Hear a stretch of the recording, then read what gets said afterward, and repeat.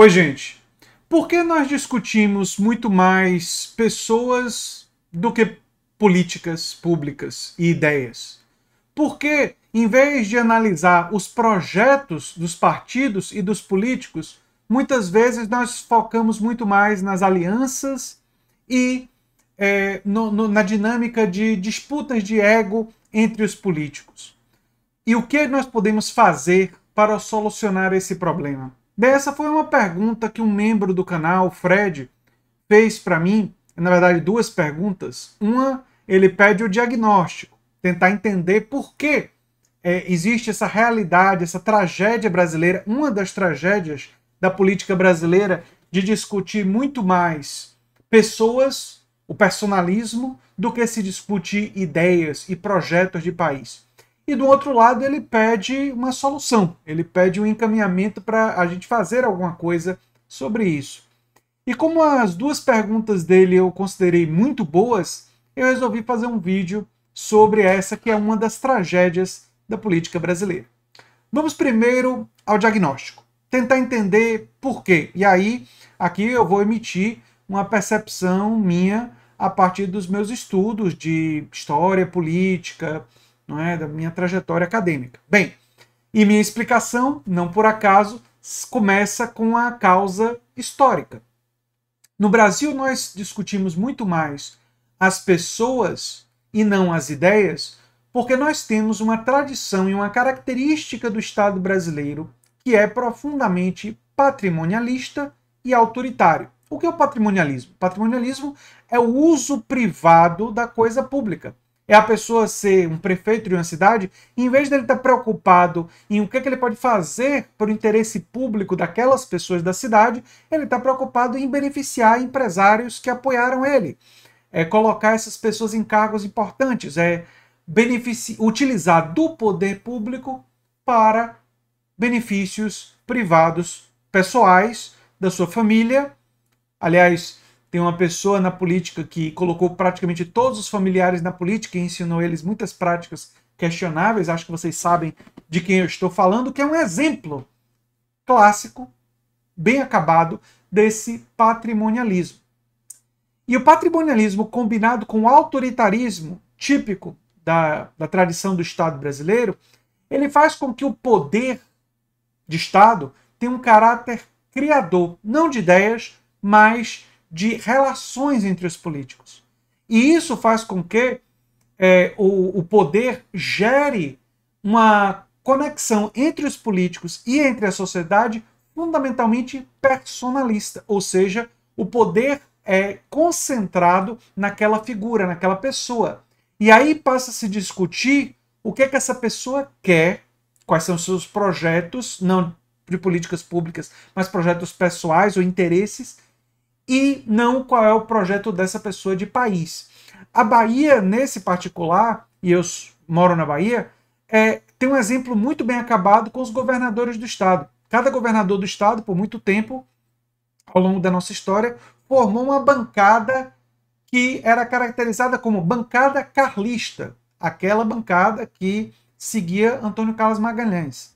A bancada vianista, a bancada de Luiz Viana Filho, a bancada lomantista, de Lomanto Júnior, a bancada juracicista, de Juraci Magalhães, depois a bancada robertista, de Roberto Santos.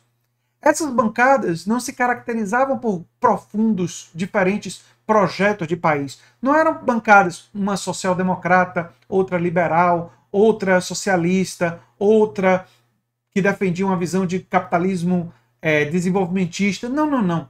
Elas eram bancadas que se caracterizavam pela filiação a uma determinada figura política.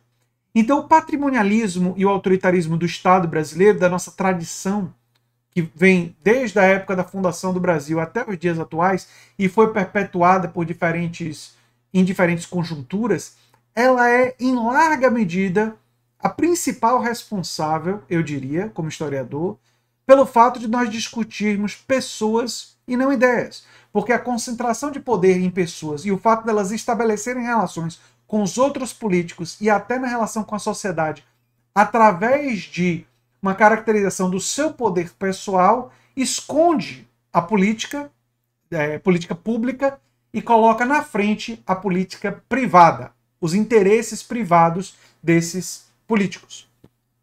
Isso torna a discussão de ideias muito pouco interessante, até porque a discussão de ideias forçaria o reconhecimento, muitas vezes, dos interesses de classe, e as classes dominantes interessa ocultar essa discussão. E aí eu vou levar para um outro fator que também contribui para nós discutirmos muito mais pessoas do que ideias, especialmente na contemporaneidade. É o papel da imprensa corporativa. Estou falando da grande mídia, seja o Globo, seja o Estadão, sejam os grandes jornais, boa parte deles, sejam os grandes canais de televisão. A mídia corporativa interessa fundamentalmente o debate entre pessoas, não entre ideias. Porque o debate entre ideias colocaria questões como, por exemplo, a grande injustiça do sistema tributário brasileiro, um sistema altamente regressivo. Ora, se a população tomasse consciência da violência que todos os dias é submetida contra ela, enquanto a população mais pobre é a classe trabalhadora, enquanto benesses quase que inacreditáveis são fornecidos aos oligarcas e àquelas pessoas no mercado financeiro, isso poderia levar a população a uma enorme revolta popular. A população poderia ficar, de fato, com muita raiva e motivada para querer modificar isso.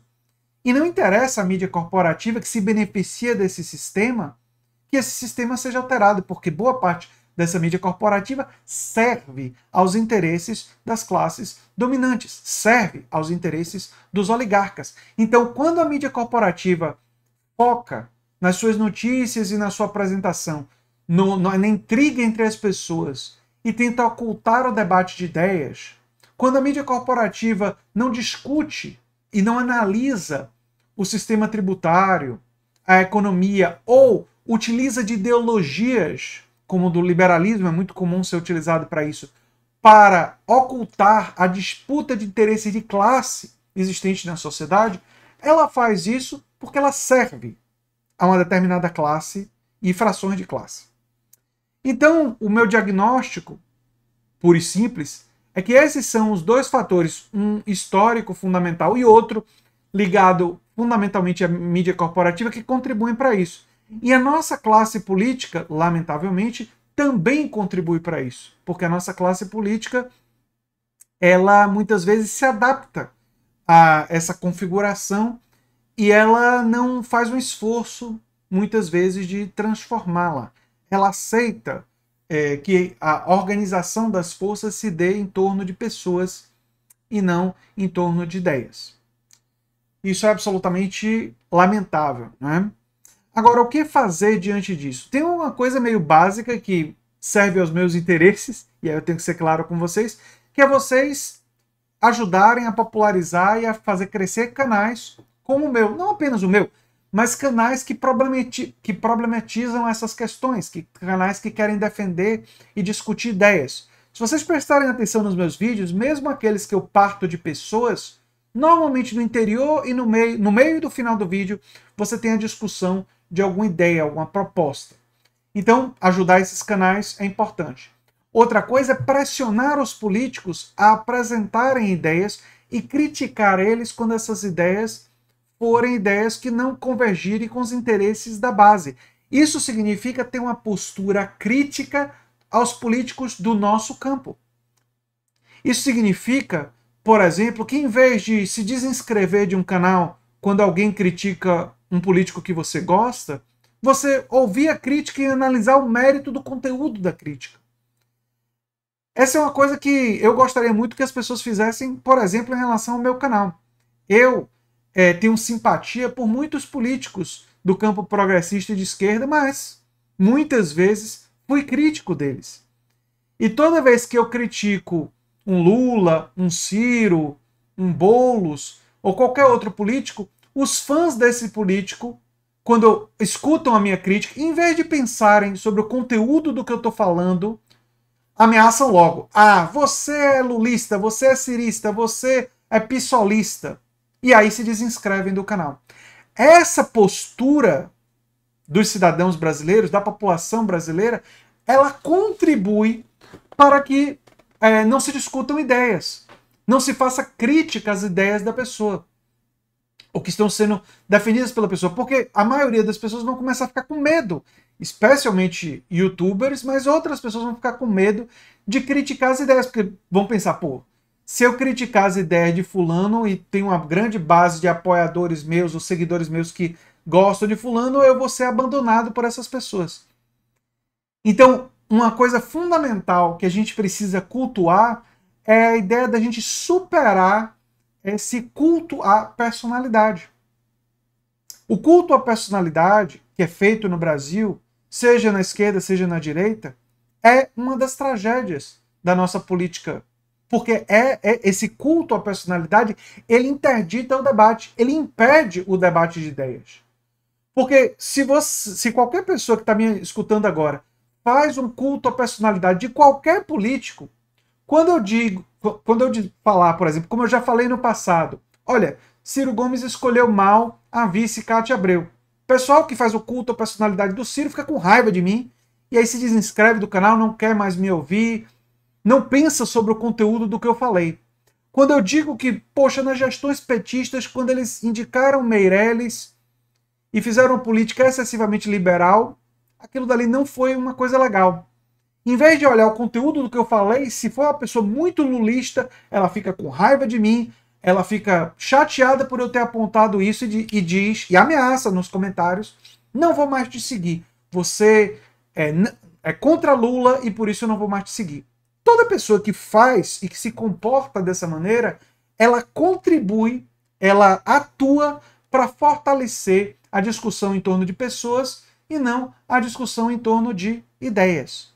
Então, o que nós podemos fazer para contrastar isso é primeiro ter um ouvido e um cultuar, não pessoas, mas o espírito crítico. A ideia é que nós devemos sim analisar as ideias criticamente e estimular isso na militância, estimular isso nos amigos, estimular isso e pressionar os políticos para se colocarem e para colocarem seus projetos e respeitar a análise crítica de suas propostas. Isso não significa deixar de ter preferências ou de deixar de ter políticos que você admira ou gosta mais. De forma alguma.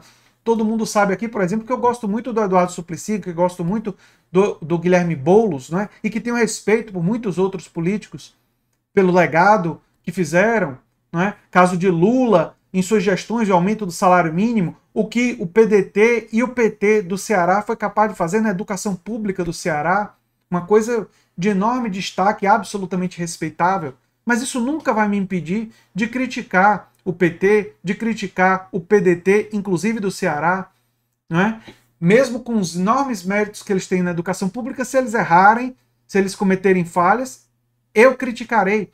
E é importante que nós passemos a estimular esse tipo de coisa e pressionar os políticos a se posicionarem, a colocarem seus projetos e estimular o espírito crítico diante desses projetos.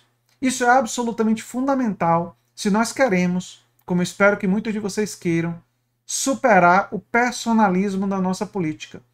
E para que nós possamos caminhar na direção de uma democracia mais plena, de uma democracia mais cidadã, uma democracia que se pauta o debate público por um debate de ideias, um debate de projetos. Eu aqui no meu canal quero muito conversar com políticos para apresentar a eles ideias da expansão do trabalho cooperativo, apresentar a eles ideias de uma democracia ampliada, apresentar ideias de uma renda universal de cidadania que tantas vezes o Eduardo Suplicy defendeu, e eu tenho a minha própria forma de ver essa renda universal de cidadania que me inspiro muito nele. E tem muitas outras ideias a serem discutidas, como a importância do combate ao aquecimento global e a gente estimular uma produção verde, energias renováveis, além de muitos outros temas importantes. Para a gente se pautar por uma política que discute e prioriza ideias, nós precisamos fundamentalmente superar o culto à personalidade, superar a ideia de termos uma filiação acrítica a um político e estimular o senso crítico. Era isso que eu tinha para dizer sobre esse assunto.